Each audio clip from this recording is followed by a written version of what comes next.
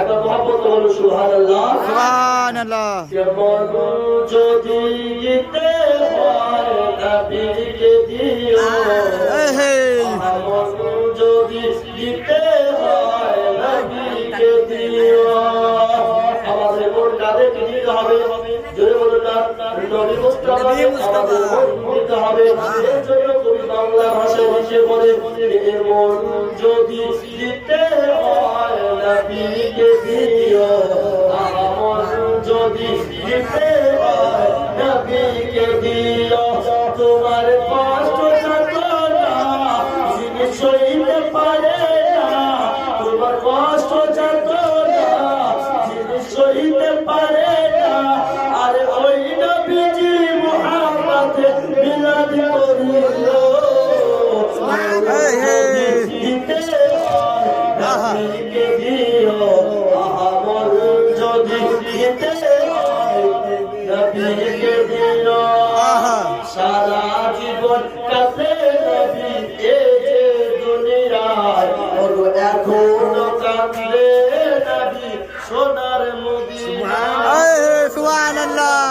আমাদের নবী মুস্তাফা সারা জীবন দুনিয়াতে উম্মতের জন্য কান্না করলেন।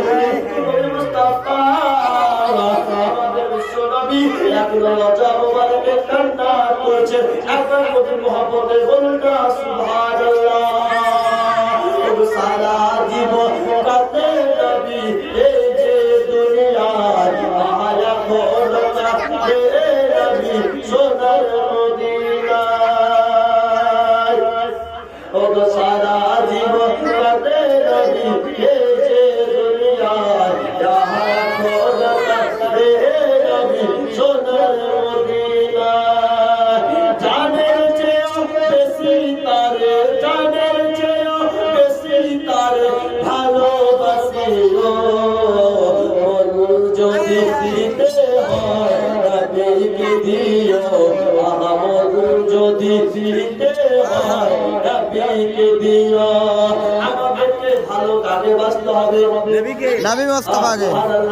আমাদেরকে নবী মুস্তাফাকে ভালোবাসতে হবে। নবী মুস্তাফার কথা শুধু আমরাই বলি না, নবীকে ভালোবাসার জন্য আমার আল্লাহ রাব্বুল আলামিন বলেছে, আমার আল্লাহ রাব্বুল আলামিন কোরআনের মধ্যে ঘোষণা করেছে, কোরআনের মধ্যে বলে দিয়েছে, قل إن كنتم تحبون الله فاتبعوني